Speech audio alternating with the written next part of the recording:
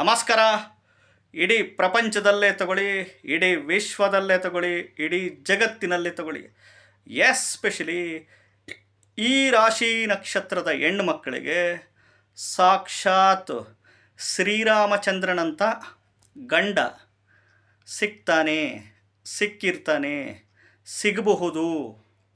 ಖಂಡಿತವಾಗ್ಲೂ ಯಾವ್ಯಾವ ರಾಶಿ ನಕ್ಷತ್ರದ ಹೆಣ್ಮಕ್ಳು ಹೇಳ್ತಾ ಹೋಗ್ತೀನಿ. ಮೊದಲು ಹೊಸದಾಗಿ ವಿಡಿಯೋ ನೋಡ್ತಾ ಇದ್ದವರು, ಮೊದಲನೇ ಬಾರಿ ವಿಡಿಯೋ ನೋಡ್ತಾ ಇದ್ದವರು ಚಾನಲ್ ಸಬ್ಸ್ಕ್ರೈಬ್ ಮಾಡ್ಕೊಳ್ಳಿ. ವಿಡಿಯೋ ಇಷ್ಟ ಆದರೆ ಲೈಕ್ ಮಾಡಿ. ನೋಡಿ, ಎಸ್ಪೆಷಲಿ ಈ ರಾಶಿ ನಕ್ಷತ್ರದ ಹೆಣ್ಣು ಮಕ್ಕಳಿಗೆ ಖಂಡಿತವಾಗ್ಲೂ ಶ್ರೀರಾಮಚಂದ್ರನಂಥ ಗಂಡ ಅವ್ರ ಲೈಫಲ್ಲಿ ಸಿಕ್ಕೇ ಸಿಗ್ತಾನೆ, ಬಂದೇ ಬರ್ತಾನೆ ಗಂಡನಾಗಿ, ಅಥವಾ ಸಿಕ್ಕಿರಬಹುದು. ಇವಾಗ ಆಲ್ರೆಡಿ ನಿಮಗೆ ಮದುವೆ ಆಗಿದ್ದರೆ, ಸಪೋಸ್ ಮುಂದೆ ವರ ಹುಡುಕೋದಾದರೆ ಈ ಒಂದು ವರ ಡಿಫಾಲ್ಟಾಗಿ ಬರೋ ಅಂಥ ಲಕ್ಷಣಗಳು, ಚಾನ್ಸಸ್ಸು ಖಂಡಿತವಾಗ್ಲೂ 100ಕ್ಕೆ 10ರಿಂದ 15% ಖಂಡಿತವಾಗ್ಲೂ ಇದ್ದೇ ಇರುತ್ತೆ. ಯಾವ್ಯಾವ ರಾಶಿ ನಕ್ಷತ್ರದ ಹೆಣ್ಮಕ್ಳು ಗೊತ್ತಾ? ಸಿಂಹ ರಾಶಿ ಉತ್ತರ ನಕ್ಷತ್ರ, ವೃಶ್ಚಿಕ ರಾಶಿ ಅನುರಾಧ ನಕ್ಷತ್ರ, ವೃಶ್ಚಿಕ ರಾಶಿ ವಿಶಾಖ ನಕ್ಷತ್ರ, ಮೀನ ರಾಶಿ ಉತ್ತರ ಭಾದ್ರ ನಕ್ಷತ್ರ, ಮೀನ ರಾಶಿ ಪೂರ್ವಭಾದ್ರ ನಕ್ಷತ್ರ. ಈ ರಾಶಿ ನಕ್ಷತ್ರದ ಎಸ್ಪೆಷಲಿ ಹೆಣ್ಣು ಮಕ್ಕಳಿಗೆ ಶ್ರೀರಾಮಚಂದ್ರನಂಥ ಗಂಡ.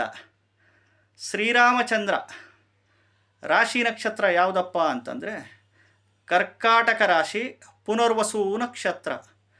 ಈ ರಾಶಿ ನಕ್ಷತ್ರದ ಗಂಡ 100ಕ್ಕೆ 10%, 15% ಎಸ್ಪೆಷಲಿ ಈ ರಾಶಿ ನಕ್ಷತ್ರದವರಿಗೆ ಸಿಗ್ತಾನೆ, ಅಥವಾ ಸಿಕ್ಕಿರಬಹುದು, ಅಥವಾ ಮುಂದೆ ಸಿಗಬಹುದು ಖಂಡಿತವಾಗ್ಲೂ.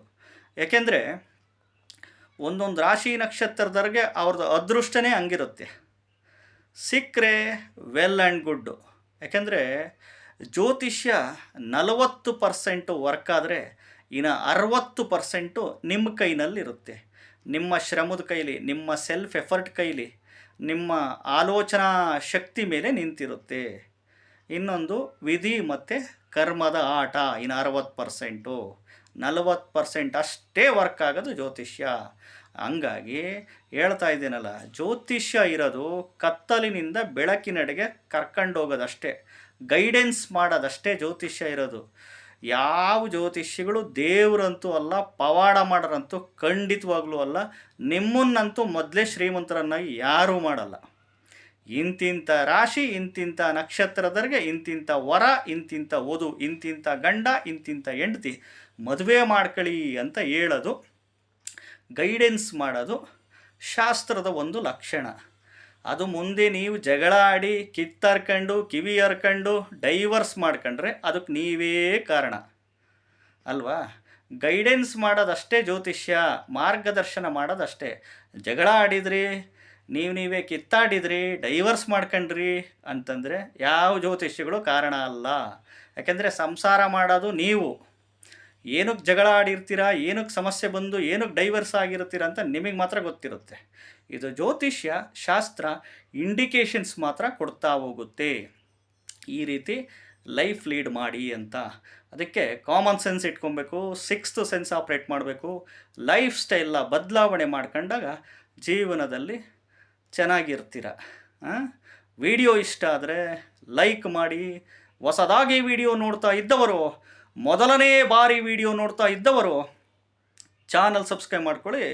ನನ್ನ ಚಾನಲಲ್ಲಿ ಸಾಕಷ್ಟು ಯೂಸ್ಫುಲ್ ಇನ್ಫಾರ್ಮೇಷನ್ಸ್ ಬಿಟ್ಟಿದ್ದೀನಿ.